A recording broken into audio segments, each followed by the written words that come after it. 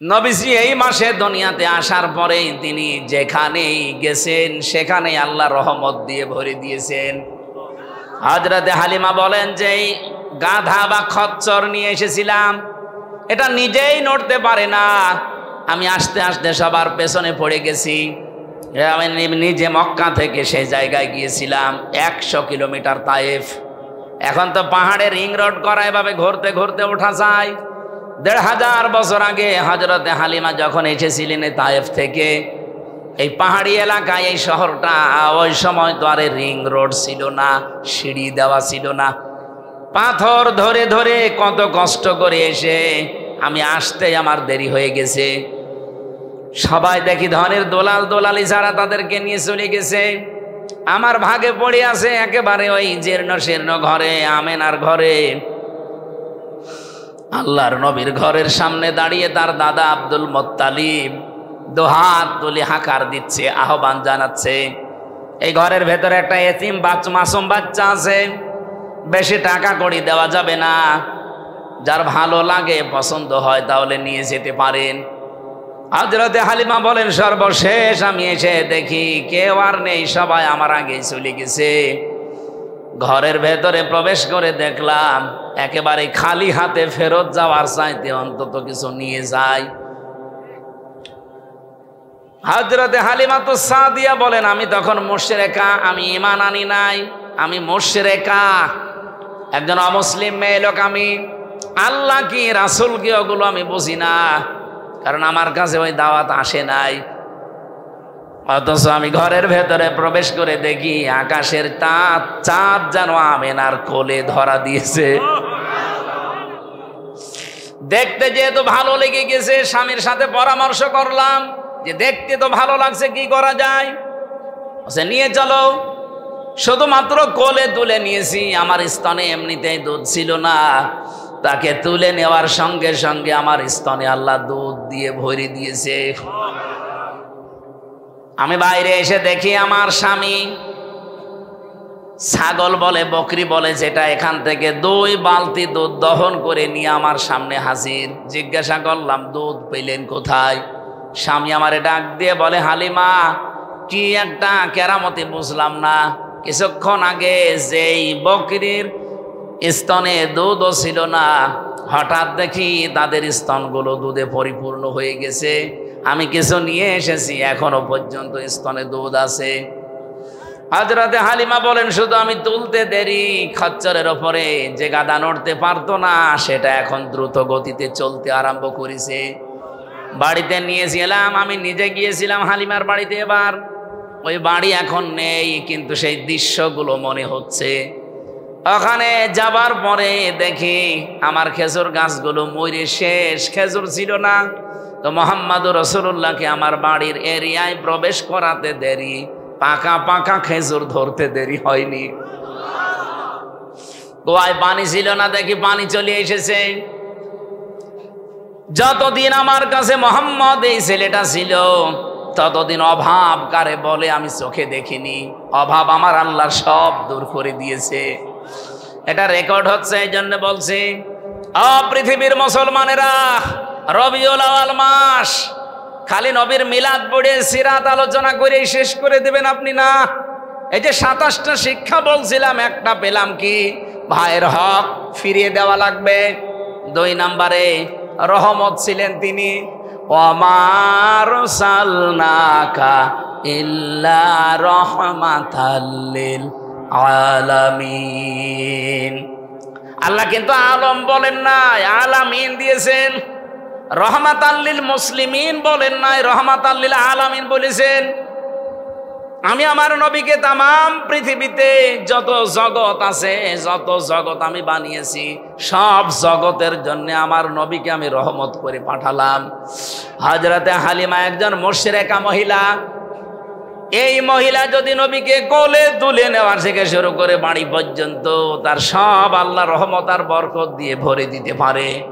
আজ বিশ্বের মুসলমানেরা এখন তার আদর্শকে যদি আমরা আঁকড়িয়ে ধরতে পারি, আল্লাহর কসম তিনি যেখানে যাচ্ছেন সেখানে রহমত বরকতে আল্লাহ ভরে দেয়।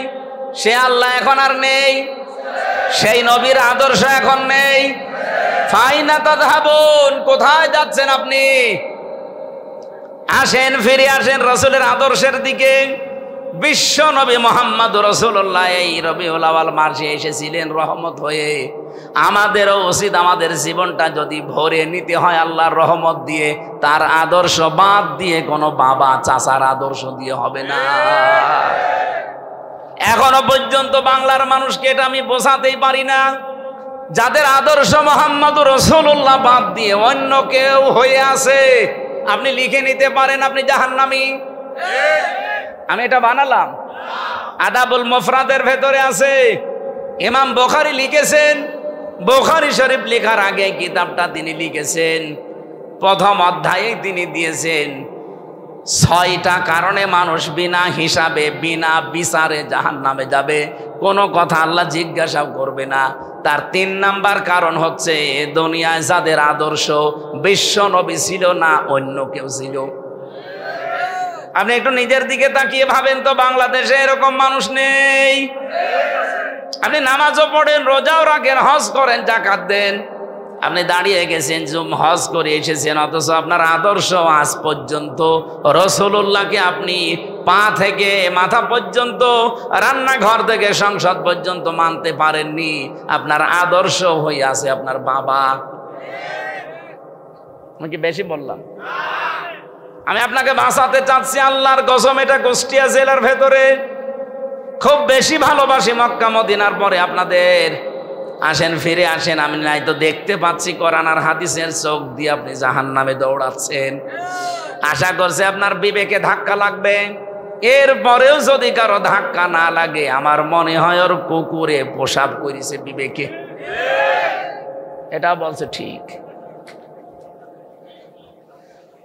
একটা উপন্যাস পড়ছিলাম, এক লোক শ্বশুর বাড়ি যাচ্ছে, রাস্তার পাশে দেখছে একটা গন্ডার। ও গন্ডারকে কাঁতো কতো দিয়েছে। কাঁতো কতো দিলে তো হাসে মানুষ, মনে করছে গন্ডারও হাসবে, দেখে না। 3 দিন শ্বশুর বাড়ি থাকার পরে ফিরে আসতেছে রাস্তা দিয়ে, হঠাৎ দেখে গন্ডার ওখানে আছে, এবার হাসতেছে। কি গো, 3 দিন আগে তোরে কাঁতো কতো দিলাম, তখন তো হাসলে না, এখন হঠাৎ করে হাসতেছ? গন্ডার বলছে, বন্ধু 3 দিন সময় লেগেছে চামড়া ভেদ করে কাঁতো কতো লাগতে। গন্ডারের কাঁতো কতো লাগতে সময় লাগে কয়দিন? আমাদের সাথে সাথে আল্লামা সাঈদী 50-60 বছর এই কাঁতো কতো দিয়েছে। কথা বলছে। আমরাও বিভিন্ন কায়দায় কাঁতো কতো দিচ্ছি। এই 15 বছরের ভেতরে আমি তো প্রায় 11 বছর ময়দানে কথা বলেছি। ডাইরেক্ট বলতে পারি না, ইনডাইরেক্ট কাঁতো কতো দিয়েছি, মানুষ বোঝে নাই। এখন একটু ডাইরেক্ট দিচ্ছি, তাও বোঝে না। আমার মনে হয় এরে আর কোরআন হাদিস দিয়ে হবে না, এরে ছড়ি কোদাল লাগবে। আশা করছে আপনার বিবেকে হালকা হলেও ধাক্কা লাগবে। আল্লাহ যেন আমাকে আর যারা এসেছি একমাত্র মুহাম্মদ রাসূলুল্লাহ বাদ দিয়ে আর কাউকে আমরা মানি না, আদর্শ হিসাবে অন্তত। এই কথা বলেন না কেন? কারণ পৃথিবীর সবগুলোর ভেতরে ধোঁকাবাজি, প্রতারণা আছে। মুহাম্মদ রাসূলুল্লাহর জীবনে প্রতারণা আছে? নেই। আপনি কাকে, আপনি তো আপনার কাছে পরিষ্কার না।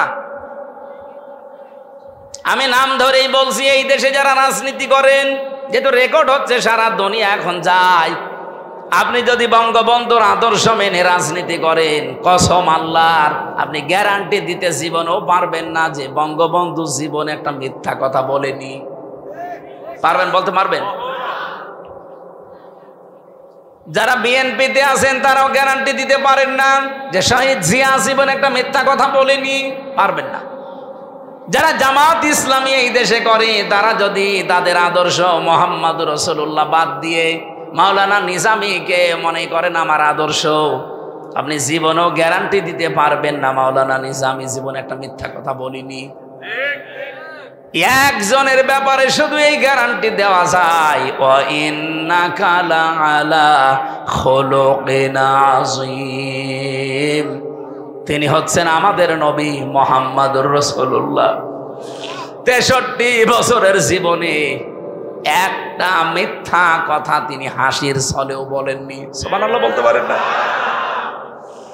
এই যে আজিম শব্দ আল্লাহ দিয়েছেন, আল্লাহ নিজের নাম আল্লাহ লাগিয়ে দিয়েছেন তার চরিত্রের গ্যারান্টি দিতে গিয়ে। আজিম, আপনি পুরা কোরআন শরীফের ভেতরে আজিম কোন নবীর নামে পাবেন না। হযরত ইসহাক নবীকে আল্লাহ একবার ডাক দিয়েছিলেন, কিন্তু আজিম বলেননি, আলিম বলেছেন। গোলামিন আলিম, আমার জ্ঞানী বান্দা। হযরত ইসমাইল নবীকে আল্লাহ একবার ডাক দিয়েছিলেন, আজিম বলেন নাই, বলেছিলেন হালিম। গোলামিন হালিম, সহনশীল গোলাম। কিন্তু বিশ্ব নবীকে আল্লাহ জানিয়েছেন খুলুকিন আজিম, আমার মহান বান্দা। এমন চরিত্র তাকে দিয়েছি, কিয়ামত পর্যন্ত মানুষ শুধু অনুসরণ করে যাবে, কোল কিনারা পাবে না। জোরে বলেন সুবহানাল্লাহ। আমি আহ্বান জানাচ্ছি, আপনার হাতে পায়ে যা ধরতে বলেন আমি ধরবো, কিন্তু ফিরে আসেন। নবী বাদ দিয়ে অন্য কাউকে যদি আদর্শ মানেন, মাস্ট বি আপনি জাহান্নামী। আল্লাহ আপনাকে সম্মতি দেন, বলেন আমিন। কোরআনে কারীম থেকে আমরা সূরা দাহার বা সূরা ইনসান বলা হয়, 4 এবং 5 নাম্বার 2টা আয়াত পড়েছি, একটা জান্নাতের, একটা জাহান্নামের। জান্নাত এবং জাহান্নামী মানুষের কিছু শাস্তি এবং কিছু নিয়ামতের কথা আল্লাহ আমাদেরকে শোনাচ্ছেন, আমরা যেন উদ্বুদ্ধ হই এই জায়গায় যাওয়ার জন্যে। সূরা দাহার, এটা মাদানী সূরা। কোন সূরা? বলেন বলেন। পুরা কোরআন শরীফের ভেতরে যতগুলো সূরা আছে, এখানে আমরা যারা কোরআনের সাথে সম্পৃক্ত কম বেশি সবাই আমরা জানি বা বিশ্বাস করি যে কোরআনে কারীমের সূরা 2 ভাগে বিভক্ত, একটা মাদানী আর একটা মাক্কি। কোনদিন চিন্তা করেছেন কেন এই নাম দেওয়া হয়েছে? কয়েকটা কারণ আমি পেয়েছি আমার এই ছোট্ট মেধার ভেতরে। একটু তাকান এদিকে ভাই। 1 নম্বরে মাদানী সূরা নামকরণ করা হয়েছে যেই কয়টা 9টা কারণ আমি পেয়েছি, তার অন্যতম কারণ হচ্ছে এটা চিনতে হলে সহজ উপায়, এর একটা চিহ্ন আছে। মাদানী সূরা যদি কেউ চিনতে চান, দেখবেন সে তার ভেতরে ইয়া আইয়ুহাল্লাযীনা আমানু আছে, বা ঈমানদারকে আল্লাহ অ্যাড্রেস করেছেন। কিন্তু মাক্কি সূরার ভেতরে ইয়া আইয়ুহাল্লাযীনা আমানু নেই, আছে ইয়া আইয়ুহাল ইনসান বা ইয়া আইয়ুহান নাস। এবার আমার প্রশ্ন, যারা এখানে লেখাপড়া হালকা করেছেন তাদের কাছে একটু খেয়াল করেন তো, 92টা সূরা মক্কা আর 22টা সূরা মদিনায়। এই 92টার ভেতরে কোনো দিন আল্লাহ ইয়া আইয়ুহাল্লাযীনা আমানু বললেন না। কেন বলেননি? ওই সময় কি মক্কায় নবীজি ছিল না? বলেন বলেন। আবু বকর ছিল না? হযরত ওসমান ছিল না? এত বড় বড় ইমানদার থাকার পরেও আল্লাহ ইয়া আইয়ুহাল্লাযীনা আমানু বলেননি। ওহে যারা ইমানের দাবিদার না, বলেছেন ইয়া আইয়ুহান নাস, হে মানব মণ্ডলী। এই মানুষগুলোই যখন মক্কা থেকে মদিনায় হিজরত করে বিশ্বনবী নিজে, আবু বকর সিদ্দিক, হযরত ওমর ফারুক রিদওয়ানুল্লাহি তাআলা আলাইহিম আজমাইন, এই মানুষগুলো মদিনাতে যাবার পরে যখন রাষ্ট্র গঠন করে, রাষ্ট্রটা কোরআন দিয়ে চালিয়েছে 10 বছর। কয় বছর? এই 10 বছরে যতগুলো সূরা 22টা, এই 22টা মাদানী সূরার ভেতরে আল্লাহ উল্লেখ দিয়েছেন 89 বার আছে ইয়া আইয়ুহাল্লাযীনা আমানু, ওহে ঈমানের দাবিদার। আমার এই মেধার ভেতরে এই চিন্তাটা এসেছে এই মাক্কি মাদানী সূরার এই ইঙ্গিত, এই যে চিহ্ন, সিমটাম, তাদের যে সূচিগুলো দেখে এতটুকু আমি বুঝতে পেরেছি। মক্কায় নবীজি ছিলেন, আবু বকর ছিল, কিন্তু মক্কার দায়িত্বে, রাষ্ট্রের দায়িত্ব ছিল আবু জেহেল। যতদিন পর্যন্ত কোরআনে কারীমের বিধান কায়েম করা না যায়, ওই দেশে যত বড় সুফি দরবেশি বাস করুক না কেন, আল্লাহর দৃষ্টিতে তারা পূর্ণাঙ্গ ঈমানদার হতে পারে না। অথচ এই মানুষগুলোই মদিনায় গেছে, মদিনায় যাওয়ার পরে রাষ্ট্র গঠন করে রাষ্ট্র ক্ষমতা নিয়ে তারা কোরআন দিয়ে রাষ্ট্র চালিয়েছে। যদিও মদিনায় ওই সময় ইহুদি ছিল, মুশরিক ছিল, ওই সময়ও নাসারা ছিল, কিন্তু কোরআনের বিধান দিয়ে রাষ্ট্র চলার কারণে আমার আল্লাহ যতবার এবার অ্যাড্রেস করেছেন, বলেছেন ইয়া আইয়ুহাল্লাযীনা আমানু। এই 54 বছরে এখনো পর্যন্ত কোরআনের 500 আইন আছে, একটাও চলে নাই। আপনি যত বড় সফি দরবের আকাশ দিয়ে উড়িয়ে যান, হাজার হাজার মুরিদ আপনার, আল্লাহর কসম আল্লাহর দৃষ্টিতে এখনো আপনি পরিপূর্ণ ইমানদার হতে পারেননি। এই জন্যে আমরা চাচ্ছি এবার জোয়ার যখন অলরেডি উঠে গেছে, আমি তো শুধুই খোকসা নিয়ে নেই, সারা বাংলাদেশের 630টা থানায় আমি কম বেশি যাচ্ছি, সারা দেশে আওয়াজ উঠেছে এবার আমরা কোরআনের আইন দেখতে চাই।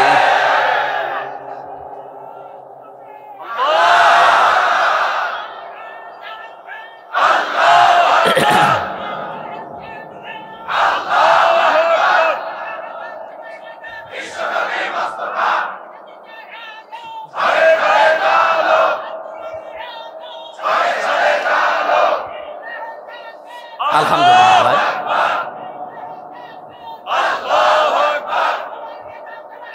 বিশ্বনবী মুস্তাফা, বিশ্বনবী মুস্তাফা,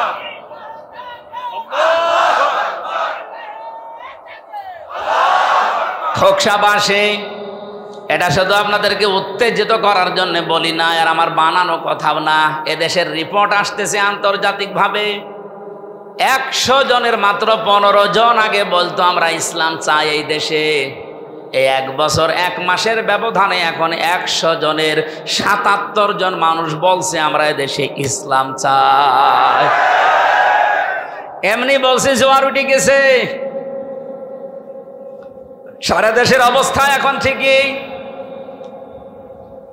এই জন্য অনেক জালেম মাথা ছাড়া দিয়ে উঠছে, নাড়া ছাড়া দিচ্ছে। আপনি যতই নাড়া ছাড়া দেবেন তত আপনার আযাবুল বুলডোজার নাজিল হবে। 32-33 হবে, শুধু নাড়া ছাড়া বাদ দেন। জোয়ার যখন এসেছে একবার দেখেন না কেন কোরআন দিয়ে দেশ চললে কেমন দেখা যায়? দেখতে মনে চায় না আমাদের?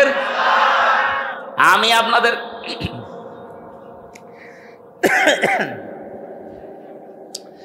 গ্যারান্টি দিতে পারি, এই দেশে যদি একবার কোরআনের আইন সংসদে কায়েম হয়ে যায় 500, কয়টা? 5 বছর চলা লাগবে না, মাত্র 1 বছর চলবে। কিয়ামতের আগে এই দেশ থেকে ইসলামের কাছ থেকে কেউ কেড়ে নিতে পারবে না। আশপাশের যে প্রতিবেশীগুলো আছে দাদারা, তো ইমান যাদের নেই তারা তো ট্রাকের চাকা বাঁচতে হলেও ভয় মরে যায়। আর ওদের তো যে অবস্থা, আমি তো নিজে ভারতে বহুবার গেছি, আমি দেখেছি। ওদেরকে আপনি শুধু বলেন এই মেরে ফেলবো, কিন্তু ও আপনাকে বাপ না দুলা ভাই ডাকবে। ভারতের বহু রাজ্যে আমি ঘুরেছি, কারণ এই দেশে আল্লাহর ওলি তো কথা বলতে দিত না। ওই দেশের মুসলমানেরা হালকা শক্ত আছে, মাঝে মাঝে বিভিন্ন প্রদেশে নিয়ে যেত। ওই মুশরিকরাও আসতো, হিন্দু যারা, তাদের সাথে মিশে দেখেছি এরা মরণকে কেমন ভয় পায়। মুসলমানদের আমার মনে হয় খাঁটি মুসলমান যারা, এদের আর যাই থাক মরণের ভয় নেই। বলেন বলেন, এটার প্রমাণ এই 36শে জুলাই। ওদের জীবনের দাম ছিল না? বলেন বলেন। অথচ বুক পেতে বলেছে বুকের ভেতর বইছে ঝড়, বুক পেতেছে গুলি কর। সত্যি সত্যি গুলি করে আবু সাইদকে বিদায় করে দিয়েছে। তারপরও ছেলেটা পিছপা হয়নি, জীবন দিয়ে এদেশের মানুষকে দেখিয়ে গেছে যে দেওয়ালে পিঠ থেকে গেলে আর কোনো দিকে নড়াচড়া করা যায় না। প্রশ্ন আসতে পারে ওর সামনে পেছনে তো খালি জায়গা ছিল। আরে ভাই, ওর জীবন তো অবরুদ্ধ করে দিয়েছিল। বাংলাদেশে এই 15.5 বছরে বিশেষ করে যোগ্যতা থাকার পরও আপনার শুধু দলীয় পরিচয় নেই, চাকরি হবে না, বৈষম্যের শিকার হয়ে আপনি থাকবেন মরণ পর্যন্ত। এ ছিল না? বহু অফিসার আমি দেখেছি, তাদেরকে ওএসটি করে রেখে দিয়েছে পুলিশ লাইনে, ওই হেডকোয়ার্টারে। ওর কোনো কাজ নেই, শুধু বসে থাকা ছাড়া। এই মানুষগুলো দেশপ্রেমিক ছিল, সৎ ছিল, এই জন্য তাদের কাজ করতে দেয়নি। এখন তো সরকারি বিভিন্ন অফিসে যাওয়া লাগছে, ডিসি, এসপি, টিওনো, সিভিল সার্জন অফিস সহ হাসপাতাল, বহু জায়গায় যাওয়া লাগছে। এখন দেখতেছি এই মানুষগুলোর মনের অবস্থা। বলে আজ 15 বছর 17 বছর কিচ্ছু করতে পারি না, সুযোগ যখন পেয়েছি অন্তত যতদিন দায়িত্বে আছি সততার সাথে পালন করবে, এতে যা হয় হবে।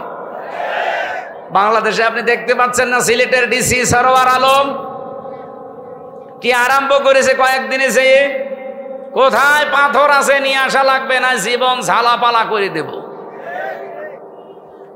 আমার মনে হয় এরকম সরওয়ার ভাইয়ের মতো সারা বাংলাদেশে 1628 জন এখন দায়িত্বে আছে।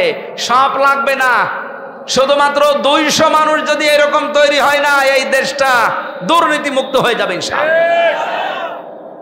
আর এই দেশকে কি ঔষধ দেওয়া লাগবে, এটা তো কোরআনে আছে না নেই? আর আমরা বিশ্বের বিভিন্ন দেশ থেকে এটা পেয়েছি, দেখতেছি যে মানুষকে টাইট করতে হলে ঔষধ কোন জায়গায় দেওয়া লাগে। মালয়েশিয়ার মতো একটা দেশ, তারা আজ 21 বছরে দাঁড়িয়ে গেছে। এই দেশ থেকে এখন আমরা যাই, ওখানে রাস্তা ঝাড়ু দেয়, 4 কাপ ধোয়া মোছা করে, রাতের বেলা রাত 1:30, 2টা, 3টা যে দেখি রান্না করছে। বাংলাদেশে বাড়ি কোথায়? কুষ্টিয়ায়। কোথায়? কুমারখালী, খোকসায়। 7.5 লাখ 8 লাখ টাকা খরচ করে যে 30,000 টাকাও পায়। 8 ঘন্টা 10 ঘন্টা 12 ঘন্টা ডিউটি। তারা যদি এখন এই দেশের মানুষকে শ্রমিক হিসাবে ব্যবহার করতে পারে, তাদের শুধু মরুভূমি, পাথর, পাহাড় আর পাম গাছ, তাছাড়া কিচ্ছু নেই। আর আমাদের দেশে এমন কোন সম্পদ নেই যা নেই, ইউরেনিয়াম থেকে শুরু করে সব আছে, শুধুমাত্র সততা এইটা নেই। এরকম কিছু মানুষকে আপনি বসিয়ে দেন, আমার কুষ্টিয়া প্রমাণ। মাওলানা নিজামী রহমতুল্লাহ আলাইহি উনি যখন শিল্পমন্ত্রী ছিলেন, জগতের এই যে চিনির মিল এ তৈরি হওয়ার পর থেকে কিয়ামত পর্যন্ত 1 বছরও লাভ হয়নি। শুধু একবার লাভ হয়েছিল যখন শিল্পমন্ত্রী ছিল মাওলানা নিজামী। তাহলে সৎ মানুষ চেয়ারে বসলে ভাঙ্গা জায়গা থেকেও যে লাভ হয়, এর প্রমাণ পাননি? আর একটা প্রমাণ দিয়েছিলেন দর্শনা চিনি কলে, জীবনে কোনোদিন লাভ হয়নি ওই মিলে, অথচ উনি দায়িত্ব নিয়ে একজন জিএম কে পাঠিয়েছিলেন। জিএম আসার পরে দৃশ্যগুলো তাকিয়ে দেখলেন, রাতের বেলা এসেছে, কাউকে পরিচয় দেয়নি। আমি তো নিজে ওই সময় ওখানে পড়তাম, পাশেই মাদ্রাসা দর্শনা। এই লোকটা এসে দারোয়ানের কাছে দেখছে দারোয়ান ঘুমাচ্ছে। ডিউটি তোর 8 ঘন্টা, তোর 8 ঘন্টায় তো কোনো কিছু বের হয়ে গেলে তোর খবর আছে, তুই ঘুমাস মানে? কাছে যে বলছে যে ভাই আমার পরিচয় আপনাকে আমি পরে দেই। বলে না, পরিচয় না দিলে আপনাকে ঢুকতে দেব না। এবার ওই যে কাগজপত্র যেটা ওটা দেখিয়েছে, ও তো অন্তত 8 পাস হলেও তো পাস। ও দেখে স্যার সালাম আলাইকুম, কি করা লাগবে? বলে আমি একটু পরীক্ষা করব আজকে, কালকে সকাল 10টা থেকে আমার অফিস শুরু, একটু পরীক্ষা করব। কি করবেন? যে জায়গায় আছো এই ভেতরে যে ঘর আছে বানানো, এখানে বসে থাকবা। আমি যতক্ষণ না বলবো কথা বলবা না, খালি তোমার পোশাকটা আর ওই লাঠিটা আমার হাতে দাও। পোশাক আর লাঠি হাতে নিয়ে উনি দাঁড়িয়ে আছে। সকালবেলা 10টা পর্যন্ত অফিস শুরু হবে, 10টায়। 10:45 বাজে 3 নাম্বার যে অফিসার ছিল ওই মিলের, সে আসতেছে। বিশাল জব্বা আমার মতো, দাড়ি বড় বড়, সাদা পাগড়ি মাথায়। গাড়ি নিয়ে ঢুকবে, উনি বাধা দিয়েছে, না আপনি ঢুকতে পারবেন না। আরে দারোয়ানের বাচ্চা ঢুকতে পারবে না মানে?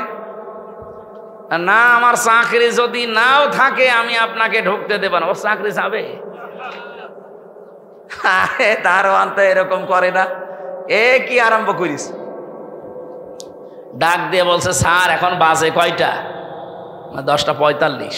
আপনার আসার কথা 10টায়, আপনি 45 মিনিট লেট করে আসলেন।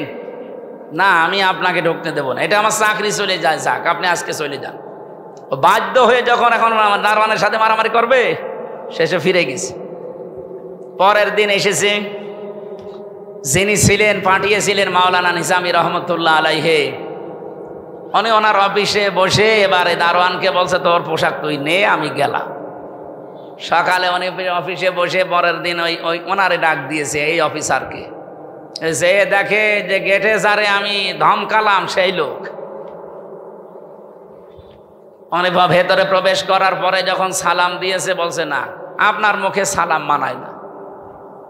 কারণ যিনি এই সালাম দিতেন তিনি জীবনের ডিউটিতে কোনোদিন ফাঁকি দেননি। আপনার ডিউটি শুরু 4টা থেকে 10টা থেকে 4টা পর্যন্ত, আপনি আসতেছেন 10:45-এ, আপনার মুখে দাড়ি মানায় না, এই জব্বা আপনার জন্য না, পাগড়ি খুলে ফেলেন। আপনি তো রাসূলুল্লাহর বদনাম করছেন। আপনার দিকে তাকিয়ে আপনার কর্মকাণ্ডের কারণে মানুষ নবীজির প্রতি খারাপ ধারণা করবে। আপনার জন্য এটা মানায় না, আপনি খুলে ক্লিন সেফ হয়ে আসেন। লজ্জা পেয়ে ওই দিন থেকে যে ভালো হয়ে গেছে, 10টায় অফিস 10 মিনিট আগে এসে বসে থাকে। ওই বছরে উনি এমন কড়াকড়ি করেছিলেন, ওই জন্মের পর থেকে ওই 1 বছরে শুধু লাভ হয়েছিল, বাকি আজ পর্যন্ত কোনোদিন আর লাভ হয়নি। প্রতি বছরে শুধু লস হয়। সম্মানিত ভাইরা, আমি যেটা বোঝাতে চাই, ঔষধ কোথায় দেওয়া লাগবে আমরা জানি। এখানে একবার একটু সুযোগ যদি আল্লাহ করে দেয় আর আপনারা যদি একটু নড়াচড়া করেন, এই কোরআন যদি শুধু 500 আইন সংসদে এবার যেতে পারে, এই দেশটা একটা মিনি জান্নাত হয়ে যাবে। শুধু দুর্নীতিটা বন্ধ হোক আর মানুষগুলো যারা দায়িত্ব পাবে তারা খালি সৎ হোক, এ দেশ দাঁড়াবে না, মানুষ বাপ দাঁড়াবে। কোনো ভয় থাকবে না মনের ভেতরে। আমি মালয়েশিয়াতে 2000 কিলো 2500 কিলো পর্যন্ত রান করতাম, কারণ বাংলাদেশের চাইতে প্রায় 7 ডবল বড় ওই দেশটা। বিশাল দেশ, মরুভূমি, পাহাড়, পাথর, বিশাল এলাকা। রাত 2টা-3টার সময় যাচ্ছি, কোনো ভয় নেই। গার ভেতরে সমসম করে ওঠে রাত 2টা-3টার সময়। ড্রাইভার আমার বলছে কোনো ভয় নেই উস্তাদ, শুধু আল্লাহর ভয় ছাড়া কেউ সামনে আসবে না। আমরা তো ওই রকম একটা দেশ চাই না, বলেন বলেন। আমি এই কুষ্টিয়া থেকে, খোকসা থেকে কুষ্টিয়া মাত্র কয় কিলো, 35 কিলো, এতটুকু যেতে আমার ভয়ের শেষ নেই। কারণ 6-7 বার আল্লাহর ওলিদের সামনে পড়েছিলাম, এই জন্য ভয় আছে। যদিও কয়েকবার টাকা ফেরত দিয়েছে তারা, কিন্তু বাকি সময় তো টাকা নিয়েছে।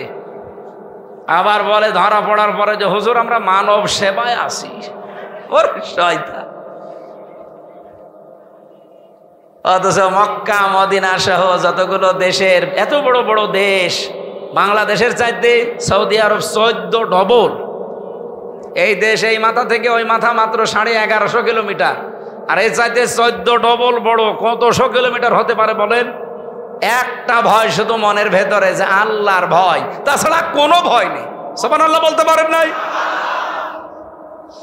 আল্লাহর নবী বলেন, ইদা কানা উমারাউকুম খিয়ারুকুম, হে আমার উম্মতেরা, তোমাদের ভেতরে যারা নেতা হবে তারা যদি তোমাদের সবচাইতে ভালো মানুষগুলো হয়, ওয়াগিনিয়াউকুম সামাহাউকুম, যখন তোমাদের দেশের ধনী মানুষগুলো দানশীল হবে, ওমরুকুম শুরা বাইনাকুম, যখন সব কাজগুলো পরামর্শের ভিত্তিতে করা হবে, ফাজহারুল আরদি খায়রুল লাকুম মিন বাতনিহা, তখন তোমাদের কবরে যাওয়া লাগবে না, এই জমিনটাই তোমাদের জন্য জান্নাত হয়ে যাবে।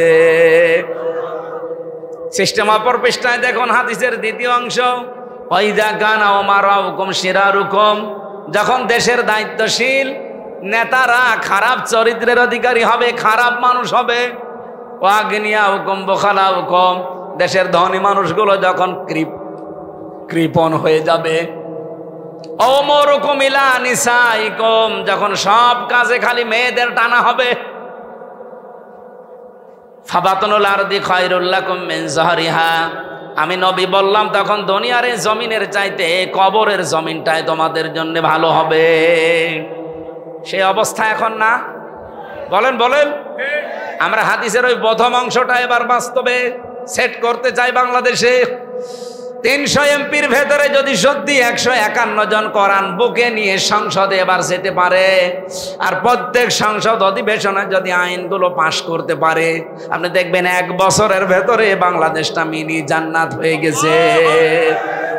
মারিং কাটিং থাকবে না, চাঁদাবাজি থাকবে না, টেন্ডারবাজি থাকবে না, দুর্নীতির দল থাকবে না।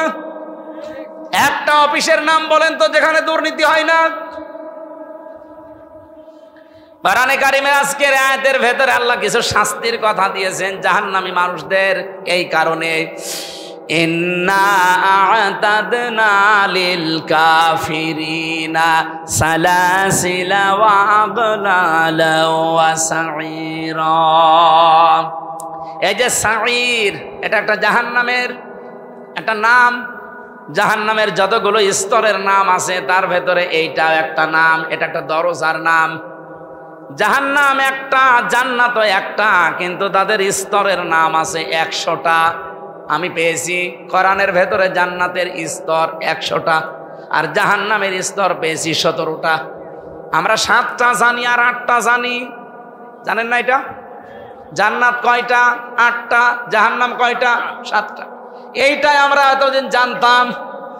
কোরআনে কারিমে আমি সূরা হিজরের ভেতরে পড়তে গিয়ে 44 নম্বর আয়াতে পেয়েছি, আল্লাহ রাব্বুল আলামিন বলেন, লিকুল্লি বাবিম মিনহুম জুজুম মাকসুম লাহা সাবাতু আবওয়াব। জাহান্নামের দরজা 7টা। জাহান্নাম কয়টা? একটা। জাহান্নামের দরজা 7টা। দুনিয়াতে যে যে ধরনের অপরাধ করে আল্লাহ পাক তাকে ওই ধরনের দরজা দিয়ে প্রবেশ করায়। আজকের যে দরজা তার নাম সাঈর। এই দরজা দিয়ে সর্বপ্রথম প্রবেশ করবে তারা যারা কাফের। কি আর কাফের কি? এখানে যারা চাষ করে খান, কৃষক, জমি জায়গা যারা চাষ করেন, তাদেরকে কিন্তু আরবিতে কাফের বলা হয়। কি আরবিতে কি বলে? আরবিতে তাদের কাফের বলা হয়, বাংলায় চাষি বা কৃষক বলা হয়, ইংরেজিতে ফার্মার বলে। জিনিস কিন্তু একই। এখন যদি আপনি সৌদি আরবে বাস করে চাষবাস করে খান, আপনাকে ফার্মার বলবে না, কৃষক বলবে না, চাষি বলবে না, বলবে কাফের। কেন?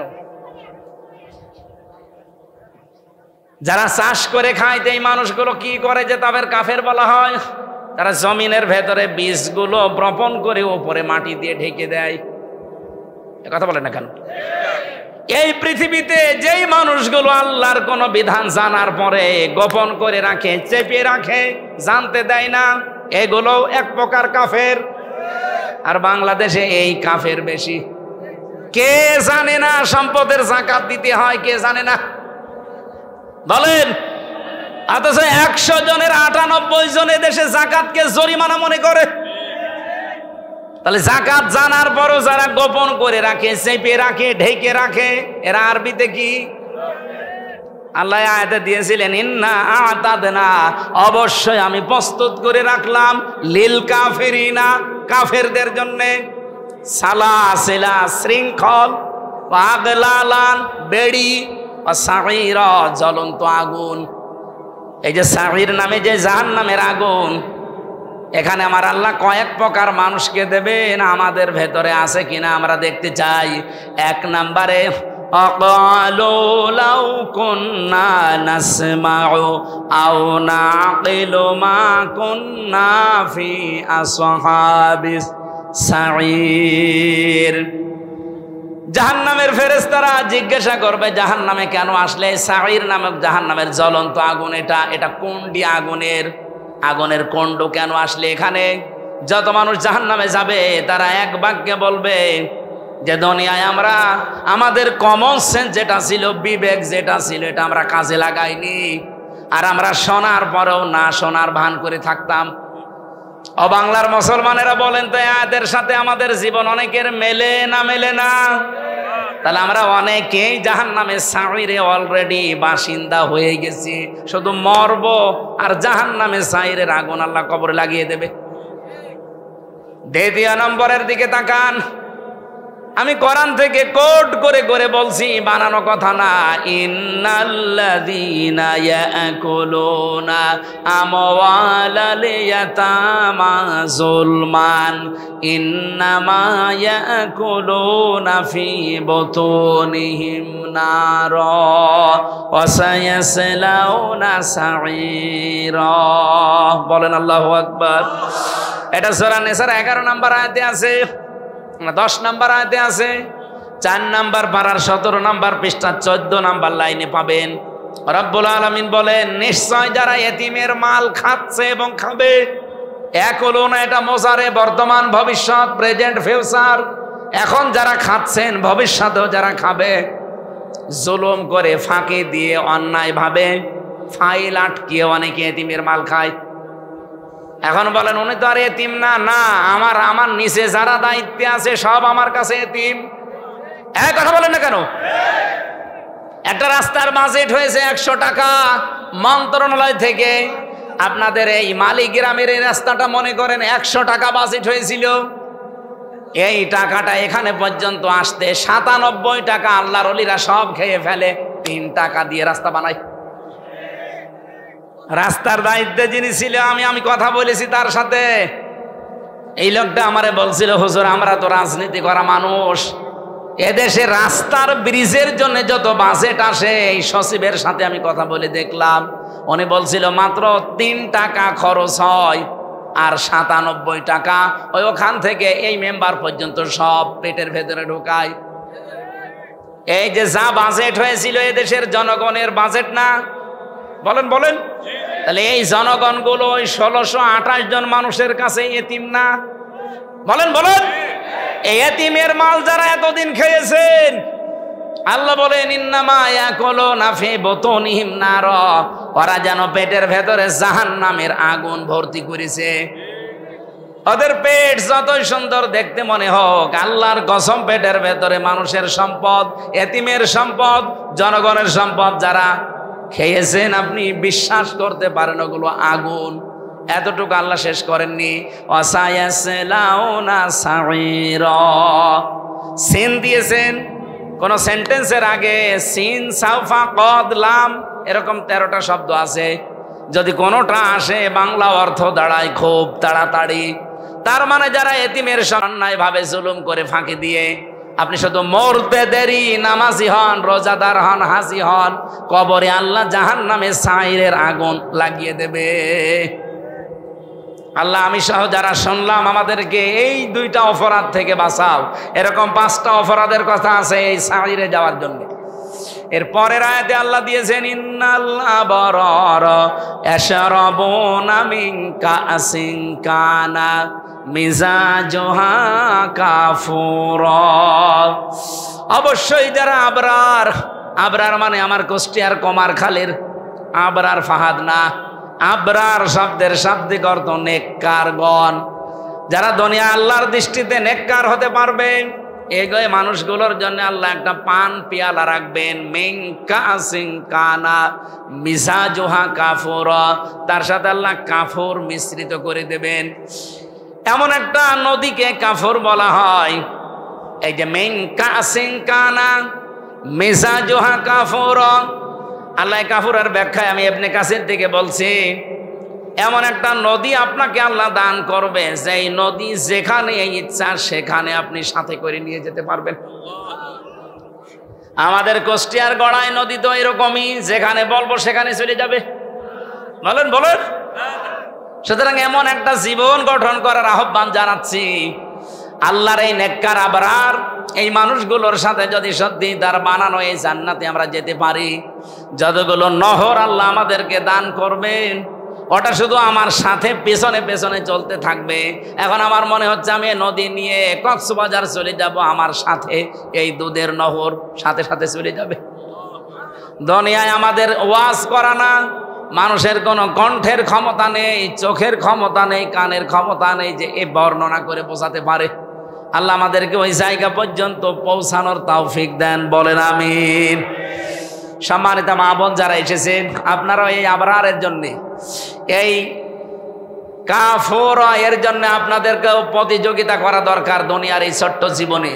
যে যেখানে আছেন, অফিদালিকা ফালিয়াতানাফাসিল মুতানাফিসুন, তোমরা এখন এই নিয়ামতগুলো পাওয়ার জন্য প্রতিযোগিতা আরম্ভ করো। যে যেখানে আসো এই জায়গা থেকে আমরা আমাদের নেক কাজের পাল্লাগুলো ভারী করার মাধ্যমে এই কাফুর এই বাগান পর্যন্ত পৌঁছাতে চাই। আল্লাহ আমাদের তৌফিক দিন, আমিন। মক্কা মদিনার পরে সবচাইতে প্রিয় শহর আমার কাছে কুষ্টিয়া। এটা আমার জন্মের জায়গা, মানুষ হিসাবে এটা সবার ভেতরে আছে। নবীজি যেদিন মক্কা ছেড়ে চলে যাচ্ছিলেন, যে জায়গায় গিয়ে আর দেখা যায় না মক্কাকে, এরকম একটা জায়গায় দাঁড়িয়ে বলছিলেন, কাবা খুব ভালোবাসি তোমাকে, কিন্তু তোমার নিষ্ঠুর সন্তানরা আমাকে তোমার খেদমতে আর থাকতে দিল না, আমি আবার আসব। কি বলেছিলেন বলেন তো? আর একবার বলেন, কি বলেছিলেন? এ কথা কেন বললেন? কারণ তিনি ছিলেন মাজলুম। মাজলুম কোনো মানুষ যদি সত্যিই বিদায় নেয়, এই মানুষকে আল্লাহ তার জায়গা মতো আবার ফিরিয়ে নিয়ে আসে, এটা আল্লাহর ওয়াদা। সূরা কসসের 85 নম্বর আয়াতে এটা, ইন্নাল্লাযী ফারাদা আলাইকাল কুরআনা লারাদ্দুকা ইলা মাআদ। এটা কোরআনের আয়াত 20 নম্বর পারায় আছে, সূরা কসস 85 নম্বর আয়াতের প্রথম অংশে আল্লাহ জানিয়েছেন অবশ্যই কোরআনের আইন মানা ফরজ। হে নবী, আপনি আজকে এখান থেকে চলে যাচ্ছেন কোরআনের জন্যে, যে মানুষগুলো আপনাকে এখানে টিকতে দিল না, আমি গ্যারান্টি দিলাম লারাদ্দুকা ইলা মাআদ, এই জায়গায় আপনাকে আমি অবশ্যই ফিরিয়ে নিয়ে আসব। আমি তাফসীর পড়তে গিয়ে আয়াতের ব্যাখ্যায় দেখেছি বিশ্ব নবীকে আল্লাহ ফেরত নিয়ে এসেছিলেন মাত্র 10 বছরের ব্যবধানে। কয় বছর? এবং তিনি এসেছিলেন বীরের বেশে। বিজয় হওয়ার পরে তিনি এসে শুধু মদিনা না, মক্কা না, পুরা আরব জাহান তিনি শাসন করে গেছেন। এই পৃথিবীতে তিনি দেখিয়েছেন, আমি এখান থেকে যেটা শিক্ষা দিতে চাই, মানুষ আজ যারা মাজলুম অবস্থায় টিকে থাকতে পারে না নিজের এলাকায়, তাদেরকে আল্লাহ অবশ্যই বীরের বেশে ফিরিয়ে নিয়ে আসবে। এই আয়াতটাকে শুধু 1500 বছর আগেই ছিল না, এখনো আছে। কিয়ামত পর্যন্ত এই আয়াতের সাথে যাদের বাস্তব জীবন মিলবে, প্র্যাকটিক্যাল লাইফ যাদের মিলবে, অবশ্যই তাদের আল্লাহ ফেরত নেবে। কিন্তু আছে না? বলেন না কেন? কি কিন্তু? কি কিন্তু? কোন জালেম যদি বিদায় নেয়, ও কিয়ামতের আগে আর ফিরে আসে না, এটা ফাইনাল। আপনারা জানেন 511 বছর হয়ে গেল। 511 বছর আগে একবার পালিয়েছিল লক্ষণ সেন, ওই এখনো আজ পর্যন্ত ফিরে আসেনি। ও আর ফিরে আসার সম্ভাবনা আছে? ও কোথায় আছে? শ্মশানে। আমরা এই কয়েক বছরের ভেতরে যাদেরকে পালিয়ে যেতে দেখলাম, একটাও কি আজ পর্যন্ত ফিরে এসেছে? তাহলে আমাদের যেটা গেল তারে নিয়ে যারা আশায় থাকেন যে না আপা আসবে, তাহলে কোরআন শরীফ তো মিথ্যা হয়ে যাবে। কারণ আপা তো আর মাজলুম হয়ে যায়নি, গেছে জালেম হয়ে। এ পর্যন্ত ঠিক আছে। যারাই পালিয়ে যায় আপনি দেখবেন একটাও মাজলুম যেগুলো গেল আমাদের সামনে, এর আগে ইতিহাস তো বাদ দিলাম, অধিকাংশগুলো ওই জালেম না মাজলুম? সব জালেম। ওইদিকে আশরাফ ঘানি, এরপরে এই যে কয়েকদিন আগে গেল যেটা আসাদ, বাশার আল আসাদ, আমাদের এটা নাম নেওয়া কেমন যেন লাগে, ও মহিলার নামও নিতে চাই না। যারাই গেল এগুলো আর আসতেছে না, আর আসবেও না। সুতরাং এই আশায় গুড়ে বালি আপনারা ও ধান্দা বাদ দেন। বেশি ঝামেলা করবেন যতটুকু আছেন, এর উপরে আবার এই লতিফ সিদ্দিকের মতো আবার গলায় ফাঁস পড়বে। ওই কারো সে হাওয়াতে ফুলবেন না, কারণ যারা হাওয়া দিয়ে ফোলায় ওরাই লাথি দেয়। ফুটবলকে একদিন একজন জিজ্ঞাসা করছে, ভাই তুমি এত লাথি খাও কেন? যে তোমারে দেখে খালি লাথি দেয়। আমি পরের পামে ফলি, মানুষ আমারে হাওয়া দিয়ে ফোলায়, তো আমি তো নিজে ফলতে পারি না। সুতরাং মানুষ যখন ফোলায় ওই সেই আমারে লাথি দেয়। সুতরাং আপনি নিজে যখন ফলতে পারেন না, ফলবেন না। অন্য কেউ হাওয়া দেবে আর আপনি ফলবেন আশায় বুক বেঁধে, সে জামানা শেষ হয়ে গেছে। এই দেশে 36শে জুলাই যারা ঘটিয়েছে, এটা শুধুমাত্র কয়েকজন ছেলে মেয়ে না, সারা বাংলাদেশের সব মানুষ তাদের সাথে ছিল।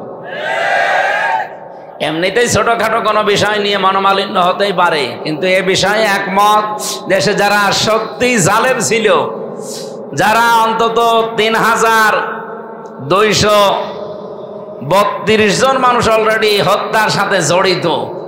40,000 মানুষ এখনো হাসপাতালের বেডে, বাড়িতে কাতরাচ্ছে। এখনো অনেক ঘাস শুকিয়ে যায়নি, আর আপনি আন্দাজে আশা করেন কি করে? আপনি কি মরে গেছেন? আপনার বিবেকে মরে গেছে? এখানে আশা করছি, ওই রকম আশা আমরা যেন আর কেউ না করি। আগামীতে করলে যতটুকু আছে আবার আজাবুল বুলডোজার নাজিল হয়ে দেখা যাচ্ছে 32-33 হয়ে যাবে। এখনো যে কটা কবর মবর আছে ওগুলো কিন্তু 33 করে ফেলবে মানুষ। এখনো রাগ গেছে? বলেন, জালেমদের প্রতি রাগ আপনার যদি শেষ হয়ে যায়, আল্লাহ বলেন আমি জালেমদের ওপরে যার এগিয়ে আছি এটা জীবনেও শেষ হবে না, কারণ আমি নিজে জালেমের বিরুদ্ধে মামলা দায়ের করব। আলা তাহসাবান্নাল্লাযীনা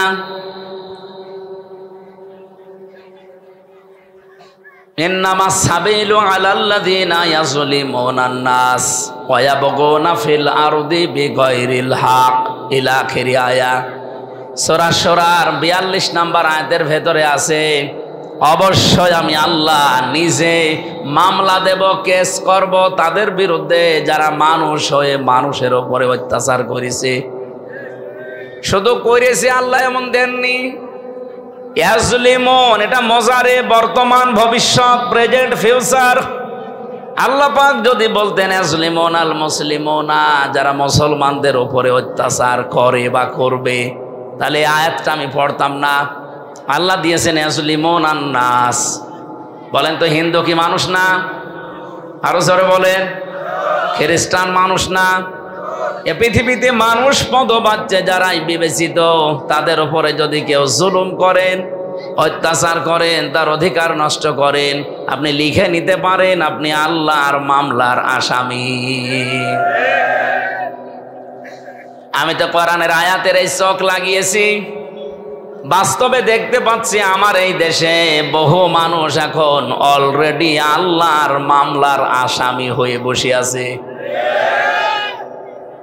বুঝে বলছেন তো ঠিক নাকি? নিজের ওয়াজ আবার নিজের ওপরে পড়ে না যেন। আপনি টের পাচ্ছেন আমি কি বললাম? এই 1 বছর 1 মাসের ভেতরে বহু মানুষ অলরেডি, 15 বছরে তো জালেমরা ছিলই, এমনকি 1 বছর 1 মাসে অনেকে আল্লাহর মামলার আসামি হয়ে গেছে। আপনি যখনই দেখবেন আপনার দ্বারা মানুষের অধিকার নষ্ট হচ্ছে, তার হক নষ্ট হয়, তার উপরে জুলুম হয়ে যায়, নির্যাতন হয়, আপনি ভেবে নেন, চিন্তা ভাবনা করে বিশ্বাস করতে পারেন যে আপনি আর দুনিয়ার হামজার মামলার আসামি না, আপনি সরাসরি আল্লাহর মামলার আসামি। এবার একটা গোপন তথ্য বলছি, এইদিকে তাকান। এই ওঠাওঠি করে কারা গো? একটু বসেন ভাই, ঘন্টা খানিক সময় দেন। পরিচিত একটা আয়াত বলছি, আপনি দেখবেন একটা তথ্য এখানে আছে, ইন্না মাআল উসরি ইসরা ফাইন্না মাআল উসরি ইসরা। আল্লাহ পাক বলেন অবশ্যই কষ্টের সাথে সুখ, না কষ্টের পরে সুখ? কষ্টের সাথে। যদিও এখন বাংলা আমরা যেগুলো অনুবাদ করা দেখি, এখানে কষ্টের পরে লিখে দিয়েছে, আরবিতে বাদ মানে পরে, এ শব্দটা কোরআনে এখানে নেই। এখানে আছে মা, মা মানে সাথে, সঙ্গে। আল্লাহ জানাতে চেয়েছেন অবশ্যই কষ্টের সাথে সুখ। এতটুকু যদি বাংলা অর্থ হয়ে যেত, সত্যি কথা বলছি, আয়াত নিয়ে আমিও ভাবতাম না। আয়াতের ভেতরে গুরুত্বপূর্ণ শব্দ হচ্ছে উসরুন। দেওয়ার আগে আল্লাহ দিয়েছেন এর আগে আলিফ লাম, এটা নির্দিষ্ট, এটা মারেফা। কিন্তু ইসরা দেওয়ার আগে আল্লাহ আলিফ লাম দেয়নি। উসরুন মানে কষ্ট, ইসরা মানে সহজ, শান্তি, সুখ, স্বস্তি, নিরাপত্তা, কল্যাণ, অনেকগুলো অর্থ আছে। এদিকে তাকান, কষ্টের আগে আল্লাহ আলিফ লাম দিয়ে নির্দিষ্ট করে দিলেন, এর আগে দিয়েছেন মা, এর আগে দিয়েছেন ইন্না। সূরা আলাম নাসরার আয়াত। আমি এখান থেকে যেটা বের করতে পেরেছি তাফসির পড়ে, আপনি একটু মিলান তো দেখেন আপনার জীবনে আবার মিলে যায় কিনা। দুনিয়াতে কোনো মানুষ যদি একটা কষ্ট সহ্য করে, আর এই কষ্টটা যদি হয় আল্লাহর জন্যে, রাসূলুল্লাহর জন্যে, মানবতার জন্যে। এটা ক্লাস চলছে ভাই, বারবার বাবা ওটাউটি করলে তো ছুটি দিয়ে দেওয়া থাকবে।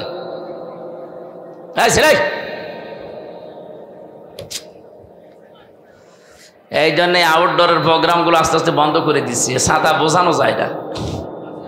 ইনডোরে হলে কোনো আওয়াজ মাওয়াজ থাকে না, কথা বললে মানুষকে বোঝানো যায়। আবার আর একজন উঠছে, গরম বেশি লাগছে না, ফাঁকা ফাঁকা হয়ে বসবেন সে জায়গাও তো নেই। এবার আমার প্রশ্ন, যেহেতু ক্লাস চলছে, আমি বিশ্ববিদ্যালয়ে এইভাবেই ক্লাস করেছিলাম। ডক্টর লোকমান উনি কোনো বিষয় যদি বোঝাতেন 45 মিনিটের ক্লাসে কমপক্ষে 20 মিনিট শুধু প্রশ্ন করতেন। এই জন্য একবার প্রশ্নের দ্বারা যেটা বোঝা যায় জীবনে ওটা মানুষ বলে না। আমি ক্লাস নেওয়ার ট্রেনিং তো জানি, এই জন্য ওই ট্রেনিং খাটাচ্ছি, আপনাদের ওপরে অ্যাপ্লাই করছি। আপনার কষ্টটা আপনি পেলেই হবে না। কষ্ট যদি আপনি আল্লাহর জন্য পেয়ে থাকেন, রাসূলুল্লাহর জন্য পেয়ে থাকেন, মানবতার জন্য পেয়ে থাকেন, এই 3টা কারণের যে কোনো একটা কারণে যদি দুনিয়ায় কেউ কষ্ট পায়, তার একটা কষ্টের সাথে শোক আছে কয়টা? যেহেতু ইসরা এটা অনির্দিষ্ট না কেরা, কমপক্ষে তো 3টা আছে। সর্ব ঊর্ধ্বে আপনি 70টা পর্যন্ত, 700 পর্যন্ত পাবেন। কোরআনে কারীম জানিয়েছে, মান জাবিল হাসানাতি ফালাহু আশরু আমসালুহা লিহা।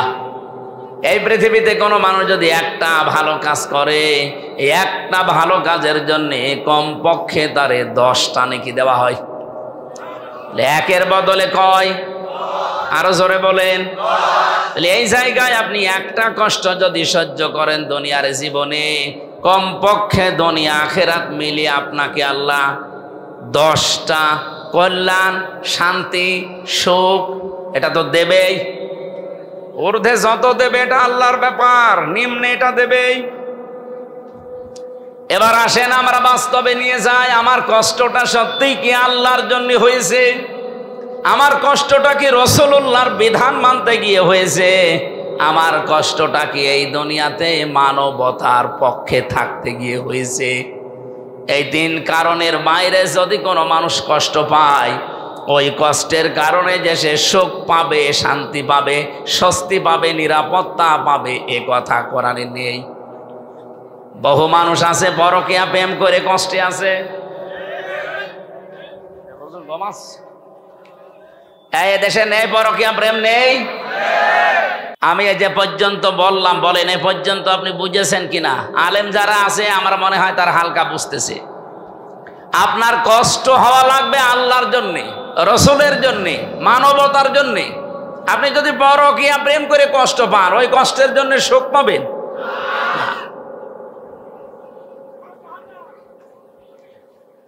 এই জন্য এই কষ্টতে যারা আছেন, এই কষ্ট লাঘব করা দরকার। এই মুহূর্তে তওবা করে ফিরে আসেন যে না, আমি আর ওই লাইনে নেই।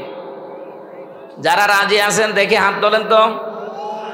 ঠিক আছে, তাহলে 180 মাইল বেগে চলছে এই এলাকায়। সম্মানিত মা বোনেরা, আজকে পরকীয়া এই যে শব্দটা, এটা অনেক দিন লিপ্ত ছিল। আমি নাম নিলাম না, চাষির সাথে আউযুবিল্লাহি মিন যালিক মনোমালিন্য হয়ে গেছে, রাগ আর কন্ট্রোল করতে পারে নাই চাষি। শেষ পর্যন্ত ব্লেড দিয়ে ওই ভাতিজার জায়গা কেটে দিয়েছে। এবার কাজ যা করবি কর। এখন এই যে জায়গা কেটে দিলেও এ কি কষ্ট পাচ্ছে না? এই কষ্টের পরেই তো সুখ আসতেছে। ও কি আল্লাহর জন্য কষ্ট পিস? রাসূলের জন্য, মানবতার জন্য না, কিসের জন্য?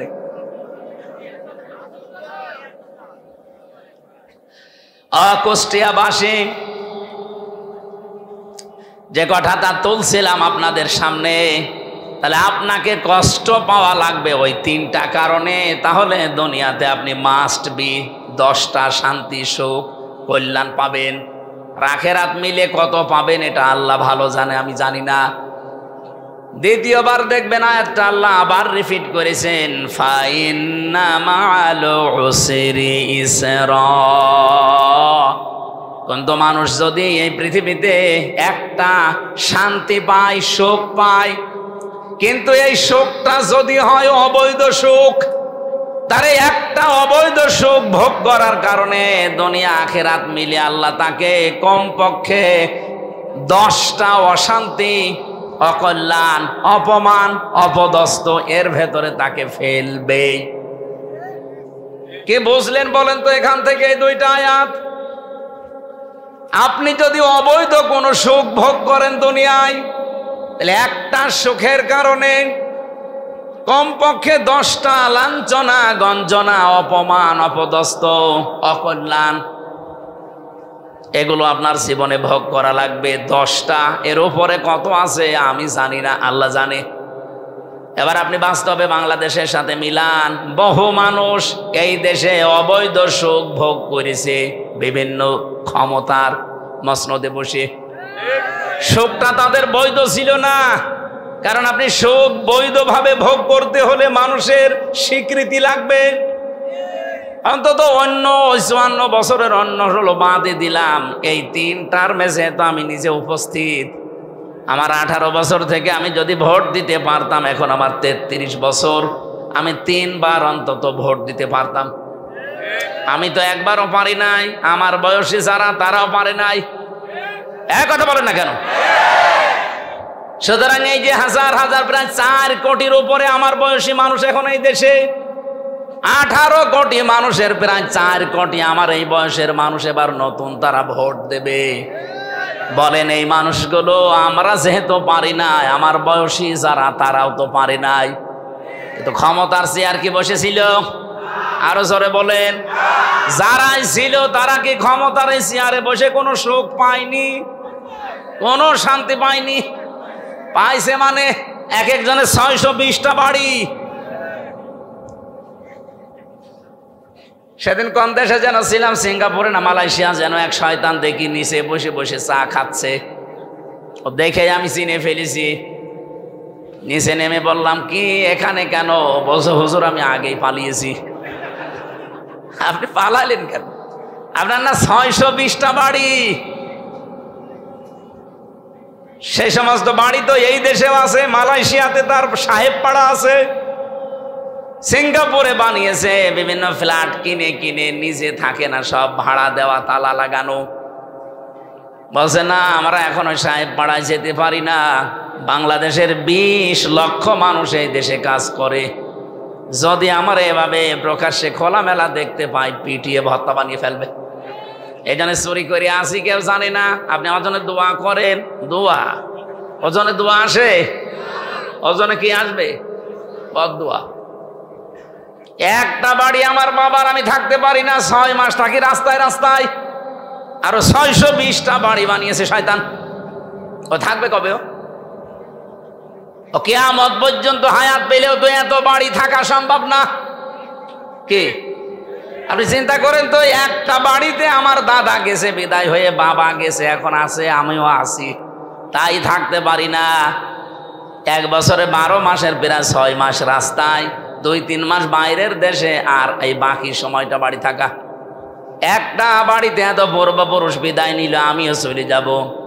আর কি শান্তি পেয়েছে চেয়ারে বসে, 620টা বাড়ি বানিয়েছে, একটাও থাকতে পারে না, সব তালা লাগানো। এ দেশের বিভিন্ন জায়গায় যেগুলো বানিয়েছিল উড়িয়ে দিয়েছে, আর বাইরের দেশের যেগুলো, ওগুলো ভাড়াও কেউ নেয় না, কেউ জিজ্ঞাসা করলো মায়ের খাবে। এমন কঠিন কষ্টে আল্লাহ তাদেরকে রেখেছে। আমার নিজের দেখা, এক একটা হোটেলে থাকে 20,000, 50,000, 1 লাখ টাকা ভাড়া। মর এবার জমানো টাকা দিয়ে কয়দিন চলবেন এভাবে জেলখানার মতো? বাইরে তো আসতে পারেন না, একটা ঘরের ভেতরে 24 ঘন্টা আপনার তালামালা। আমারে রেখেছিলেন ফাঁসির কন্ডেম সেলে, তালা লাগানো। আপনিও আছেন প্রায় কন্ডেম সেলে, শুধু ভালো খাবার পাচ্ছেন তাই। আমারে মোবাইল দিতেন না, খাবার দিতেন না ভালো, আর আপনি ওইগুলো একটু পাচ্ছেন। এই বাকি আমি যা ছিলাম আপনি ওই রকমই আছেন। আমি যে কথা এই কোরআন থেকে নিয়ে আসতে চাই, যেহেতু কোরআনের কোনো কথা মিথ্যা নেই, 100% সত্য না 98%? তাহলে দুনিয়াতে কেউ যদি অবৈধ শান্তি পান, একটা সুখ ভোগ করেন, আপনাকে কষ্ট ভোগ করা লাগবে কয়টা? যেন আগামীতে কেউ যেন অবৈধ কোনো সুখ শান্তি দুনিয়ায় ভোগ করতে না পারেন, সেই ব্যবস্থা এদেশের মানুষের করা লাগবে। খালি ঠিক বলি চিল্লালেন, কি বললাম, কতদূর বাঁশ গেল টের পেয়েছেন? ঠিক আছে। সুতরাং বাস্তবতা, আমরা নিজেরা অন্যায় করব না, অন্যায় কেউ করবে আমরা বেঁচে থাকতে আমি মেনেও নেব না। হয় অন্যায় বন্ধ হবে, না আমাদেরকে বিদায় করা লাগবে। কথা বলেন না কেন? জুলাই যোদ্ধা যারা আপনি দেখেছেন, তারা প্রশাসনের গুলির সামনে দাঁড়িয়ে বলেছিল, হয় মেরে ফেলেন, নাই তো বাড়ি যাব না। এদেশের মানুষ যেহেতু এখন সচেতন, অন্যায় করে জীবনও আপনি টিকে থাকতে পারবেন না। এই জন্য যারা আছে কাজে আছেন, কাজটা যেন অবৈধ না হয়ে যায়, যেন জুলুম না হয়।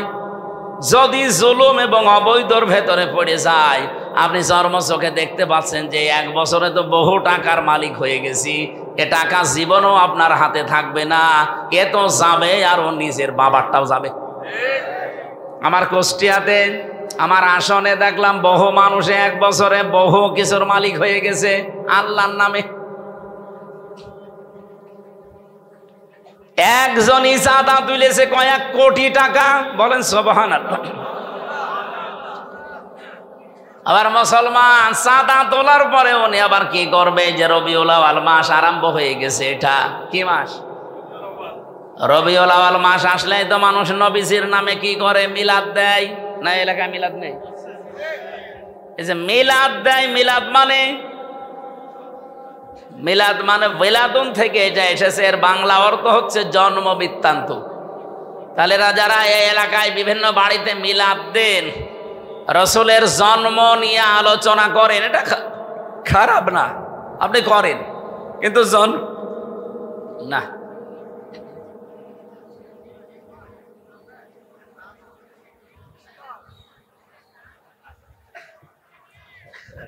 ঠান্ডা হয়ে গেছে, কিছু লাগবে না। কুষ্টিয়াবাসী, মিলাদ থেকে যে শিক্ষাগুলো ইতিহাসের কিতাবে আছে, সিরাতের কিতাবে আছে, আপনি আর রাহিকুল মাখতুম পড়েন, সিরাত ইবনে হিশাম পড়েন, সিরাত বিশ্বকোষ পড়েন, নবী রহমত পড়েন, মানবতার বন্ধু মোহাম্মদ রাসূলুল্লাহ পড়েন। আমি প্রায় 13টা গ্রন্থ পড়া শেষ করে এইটা পেয়েছি মিলাদে। মিলাদ যদি কেউ পড়তে চান, দিতে চান, তারে কমপক্ষে 27টা শিক্ষা নেওয়া লাগবে। একটাও নেয় না, আন্দাজে মিলাদ পড়ছে, ইয়া নবী, শুরু হয়ে গেছে। এবার আসেন তো একটা শিক্ষা নিয়ে যাই। এই রবিউল আউয়াল মাসে বিশ্বনবী দুনিয়ায় যেহেতু এসেছিলেন, উনি আসার পরে যেই মহিলার দুধ তিনি পান করেছিলেন, সর্বপ্রথম ওই মহিলার নাম উম্মে আইমান। কি নাম? এ মহিলার দুধ তিনি পান করলেন।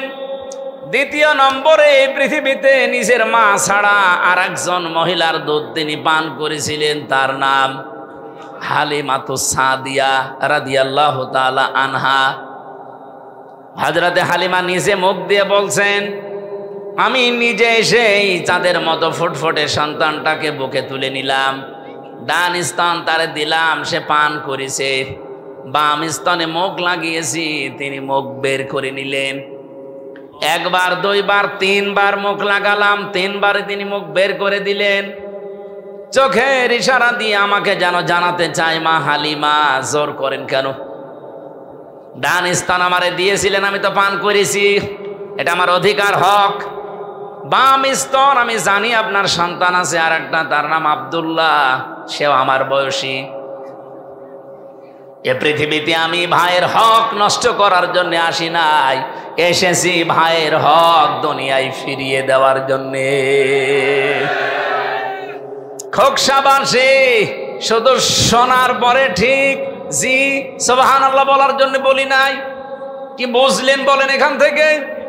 যেই নবী মায়ের কোলে বসে ভাইয়ের হক ফিরিয়ে দেয়, নষ্ট করে না, সেই নবীর উম্মত আমরা। যত বড় হচ্ছি, দিন যত যাচ্ছে, ভাইয়ের হক মারার জম হচ্ছে। অনেকে বোনের সম্পদ দিতে চান না, বলে এটাও আবার দেওয়া লাগবে। যদিও মাঠেরটা দিয়ে দেয়, বাড়ির সম্পদ দিতে চায় না, বলে ভেটার ভাগও দেওয়া লাগবে। দেওয়া লাগবে মানে তোমারে জন্ম দিয়েছে তোমার বাবা, আর ওইটাকে ডাউনলোড করে নিয়ে এসেছে। সাহাবায়ে কেরামের জীবন থেকে আপনি বলছি, তারা নিজের সম্পদগুলো নিজেরা যখন ভাগ করত, এই যে মেরাজ বন্টন করত, মাঠের জমি বলেন, বাড়ির জমি বলেন, এটা তো দিয়েই দিত। এমনকি খাবার খাওয়ার জন্য যে গ্লাস, প্লেট, যে রান্না করার হাঁড়ি, পাতিল, এইটা পর্যন্ত ভাগ করে দিয়ে দিত। এরকম মানুষ এই খোকসায় আছে। খালি মাঠের জমি হালকা পাতলা দেয়, তা অধিকাংশ মেরিয়ে দেয়। এই কথা বলে না কেন? এইটা আমি আজ 9 দিন আগে এসেছি মক্কা মদিনা থেকে, প্রায় 25 জন আমরা একসাথে। কয়েকজনের খবর আমার কাছে আছে, পাশের থানা না, এই পাশের জেলা না, ঝিনাইদহ, মাগুরা, এখান থেকেও কয়েকজন ছিল। কয়েকজনের খবর আমি নিজে যেহেতু ছিলাম দেখেছি। বনের জমি জাল দলিল করে বা ফাঁকি দিয়ে, তারে না দিয়ে নিজের নামে করে ওইটা বিক্রি করে উনি ওমরায় যাচ্ছে। আর বনকে বলে এসেছে, তোর জন্য কাবা শরীফে দোয়া করে দেবো, যা। ও কিয়ামত পর্যন্ত যদি ওমরা করে, ওর ওমরা কবুল হয়ে বসে আছে। বাংলাদেশে আসা দূরের কথা, জেদ্দার বিমানবন্দরও আসবে না। হ্যাঁ, নামের আগে আপনি হাজী সাহেব উপাধি পাবেন, মানুষ আপনাকে আলহাজ বলে ডাকবে, এতটুকু শেষ। আর আসার সময় ওই জমজমের পানি আর খেজুর নিয়ে এসে মন মতো খাবেন, এই শেষ। কিচ্ছু হয়নি, কারণ জমি যেটা দেননি ওটা দেওয়া ছিল ফরজ, আর যেটা করে এসেছেন ওমরা, এটা ছিল নফল। তামাম পৃথিবীর কতগুলো নফল এক জায়গায় করলে একটা ফরজ হয় না? কথা বোঝেন তো নাকি? সরে আসি, আমি তো অন্ধ। তামাম পৃথিবীর কতগুলো সুন্নত এক জায়গায় করলে একটা ফরজ হয়? সুন্নত সব এক জায়গায় করলে একটা ফরজের দাম যেহেতু হয় না।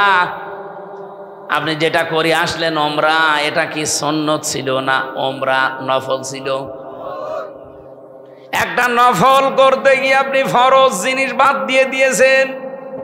অথচ রবিউল আউয়াল মাসের মিলাদের শিক্ষা ছিল এইটা, যে ভাইয়ের হক ফিরিয়ে দেন। এটা নবীর জন্মের কাহিনী না? এই কথা বলেন।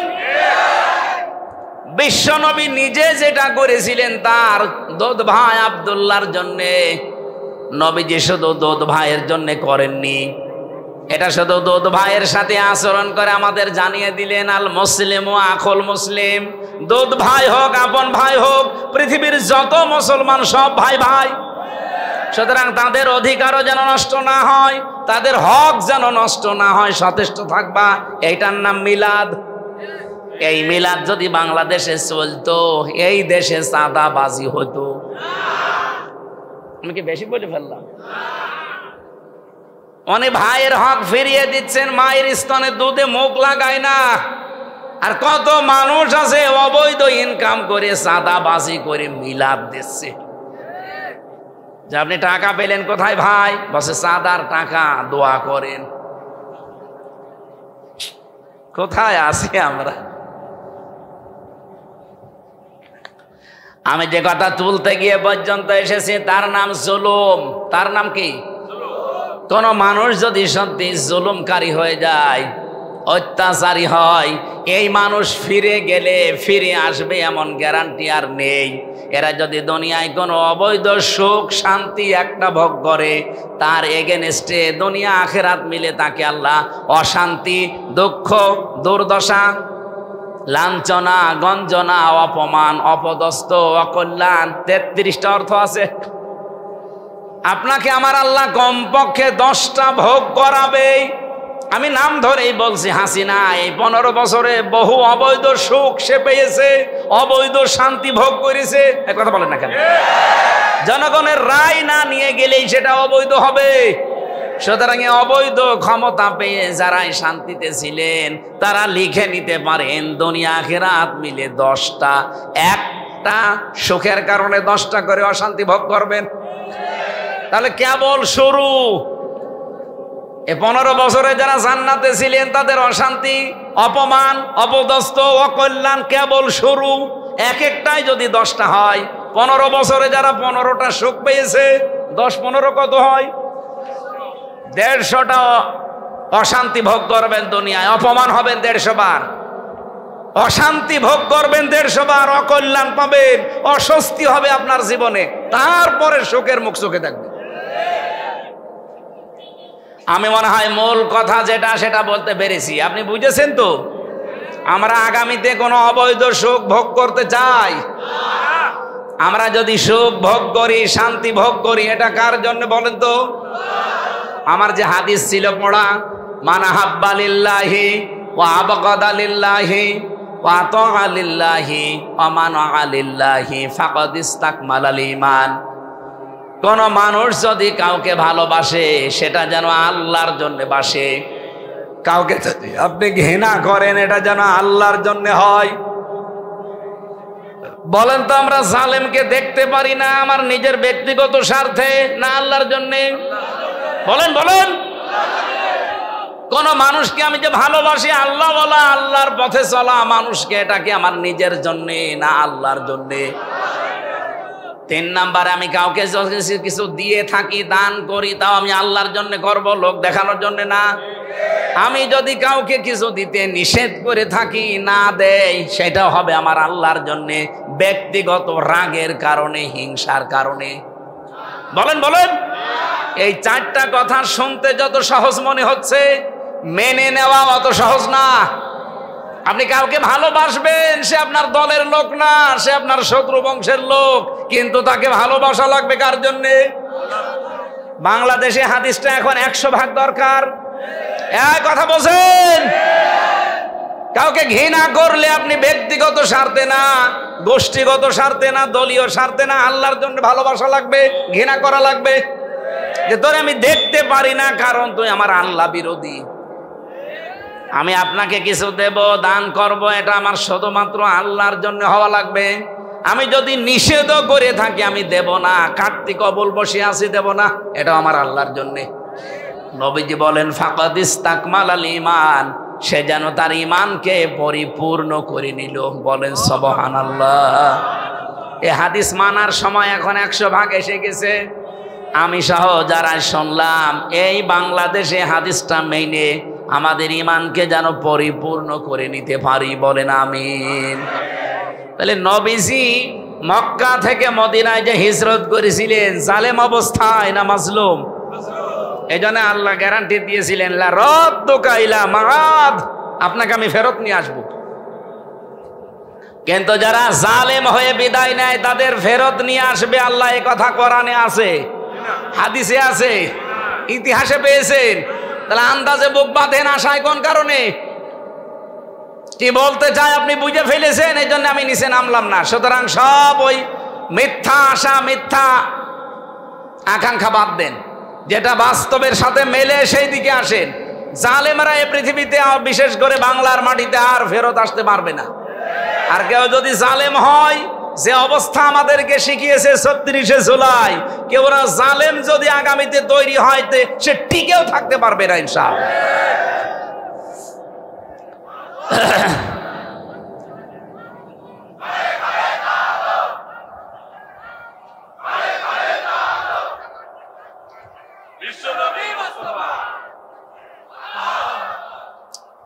দল মত জাতি বর্ণ ধর্ম নির্বিশেষে আজকের অনুষ্ঠানে এসেছেন আমি জানি। আজকে বহু হিন্দু এখানে আছে।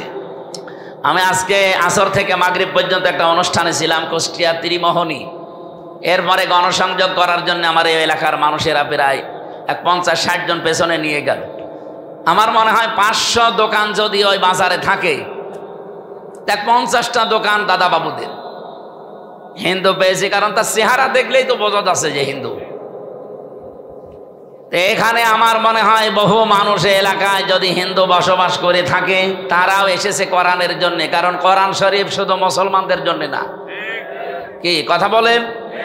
হাদা বায়ানুল লিন্নাস হুদাল লিন্নাস, মানুষ পদবাচ্যে যারা বিবেচিত তাদের জন্য আল্লাহ কোরআন দিয়েছেন। এই জন্য আপনি যদি মানুষ হয়ে মানুষের উপরে জুলুম করেন, আপনি কিন্তু আর দুনিয়ার মানুষের টার্গেট না। আপনি টার্গেট কার? আপনি সরাসরি আল্লাহর মামলার আসামি। আমরা যেন এরকম দুর্ভাগ্যে পড়ে না যাই, খুব সচেতন থাকা লাগবে। আমার দ্বারা কারো অধিকার যেন, হক যেন নষ্ট না হয়। আল্লাহ মেনে চলার সুযোগ করে দাও, বলেন আমিন। দরুদ সালাম পাঠ করছি কারণ এটা রবিউল আউয়াল মাস। এ মাসটা 1 বছর পরে এসেছিল, দেখতে দেখতে চলেও যাচ্ছে। কিন্তু যেগুলো নিয়ে এসেছিল আমাদের কাছে, আমরা ওগুলো নিতে পারি না। খালি জিলাপি, খেচুড়ি আর ইয়া নবী সালাম আলাইকা শেষ। এর জন্য আসে, ওই যে বললাম না, এরকম শিক্ষা দিতে আসে। একটু কিছুক্ষণ পরে এখন তাহাজ্জুদের নামাজের সময়, আর আমারও গলা ব্যথা করছে। যতটুকু বলেছি আমি সহ প্রত্যেকে আমল করার তৌফিক কামনা করে শেষ করছি। আল্লাহুম্মা আমিন। লা হাওলা ওয়ালা কুওয়াতা ইল্লা বিল্লাহিল আলিয়্যিল আযীম। রব্বুল আলামিন, কোরআনের কথাগুলো এই মানুষ দেখো চাতক পাখির মতো এরা বসে বসে, কোন মানুষের কথা এভাবে এরা শোনে না। তোমার কথা শোনার জন্য যারা এত পাগল, এদেরকে তুমি ওমরের মতো বানিয়ে দাও। আল্লাহ তাআলা আয়োজন করতে গিয়ে যারা শ্রম দিল, এই যুবকদেরকে যে মার পেটে নিয়েছে, মায়ের পেট তুমি খাদিজাতুল কুবরার মতো বানিয়ে দাও। এই গ্রামে মাটির নিচে যত মানুষ হয়ে আছে, জান্নাতুল ফেরদাউস নসিব কর তাদেরকে। সম্মানিত মা বোনেরা, বিভিন্ন জায়গায় তারা পর্দার আড়ালে বসে আছে, খাদিজার মতো, আয়েশার মতো তাদেরকে বানিয়ে দাও। আমরা জানি বহু সংসারে অশান্তি আছে, আল্লাহ তুমি মেহেরবানি করে শান্তি দান করো। সামনে এই দেশটাকে তুমি কোরআনের হাতে একবারের জন্য হলেও তুলে দাও। চর্ম চোখে দেখতে চায় তোমার কালাম দিয়ে বাংলাদেশটা চলছে। বিভিন্ন রোগ শোক নিয়ে যারা হাত তুলেছি, আমাদের রোগকে শেফায়ে কামেলা আজেলা বানিয়ে দাও। আগামীতে কোরআনের প্রচারের জন্য, কোরআন বোঝার জন্য এই মাহফিলটা আরো বড় করে কবুল করে নিও। আল্লাহ, আমি নিজেও শারীরিকভাবে অসুস্থ হয়ে গেছি 3টা বছর। জালেমেরা এমন কোন জায়গা নেই তারা টর্চার করে নাই। মেহেরবানি করে আমার জীবনটা তুমি আগের অবস্থায় আবার ফিরিয়ে দাও। বারাকাল্লাহু লানা ওয়া লাকুম ফিল কোরআনিল আযীম। মরণ আসলেই যেন পড়তে পারি